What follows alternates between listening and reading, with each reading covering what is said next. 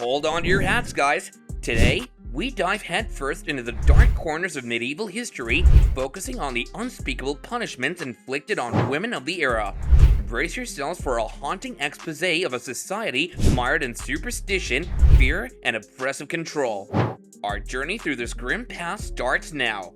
Step into the medieval era, a time when accusations of witchcraft spread like wildfire, feeding off fears and religious fervor.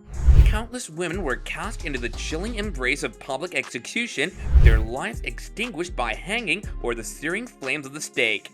Witch hunts held a ghastly grip on this era, leaving an indelible scar in our history. You won't believe this, but the Scold's Bridle, a heinous contraption of iron and contempt, was used to silence outspoken women. Strapped into these iron muzzles, they were paraded through the streets, a spectacle of humiliation. This brutal display of oppressive control was designed to muzzle female voices, preserving the era's patriarchal power dynamics. Imagine the terrifying prospect of being bound to a chair, plunged into the icy depths of a river. This, ladies and gentlemen, was the dreaded ducking stool, a terrifying instrument of public humiliation. This cruel display, intended to cleanse the accused of their so-called sins, symbolized a society steeped in fear and inequality.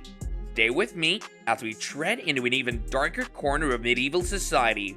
Here, women who dared to challenge the status quo faced the unspeakable cruelty of flogging and whipping. These brutal methods sought not only to inflict physical pain, but to shatter spirits and maintain societal control. The courage these women displayed under such barbaric punishments remains a testament to their strength and resilience. Listen to the silence, a cruel punishment reserved for the mentally unstable or defiant women, solitary confinement. Robbed of human contact, these women languished in despair, their spirits broken in the relentless pursuit of compliance. These punishments remind us of the importance of respect and empathy, values woefully absent in the medieval justice system. Prepare for another chilling chapter in this dark journey. Public shaming was a common spectacle where women were paraded and mocked in public squares.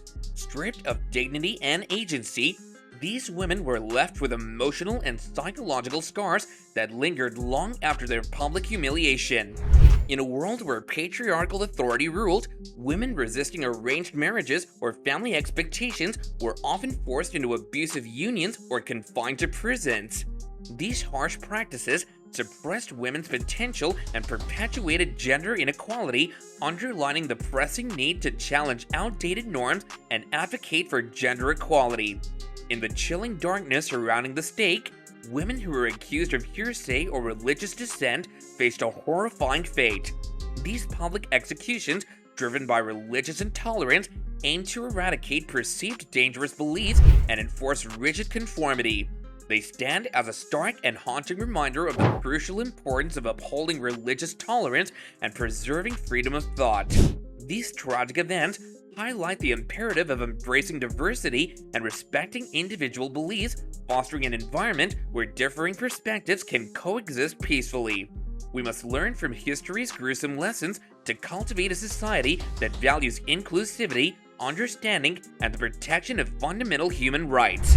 Finally, we turn our gaze to the barbaric practices of branding and forced disfigurement. Women accused of adultery or promiscuity were mutilated, their bodies scarred for life in a twisted display of societal control. These shocking acts symbolized an oppressive society determined to exert dominance and control over women's bodies.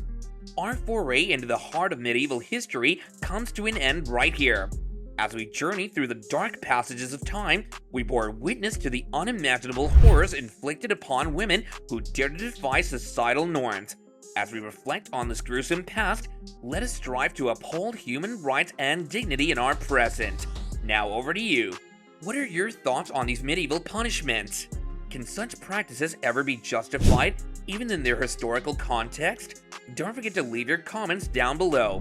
Let's continue this fascinating discussion together. Thank you all for joining us today, and we look forward to welcoming you back for our next exciting adventure.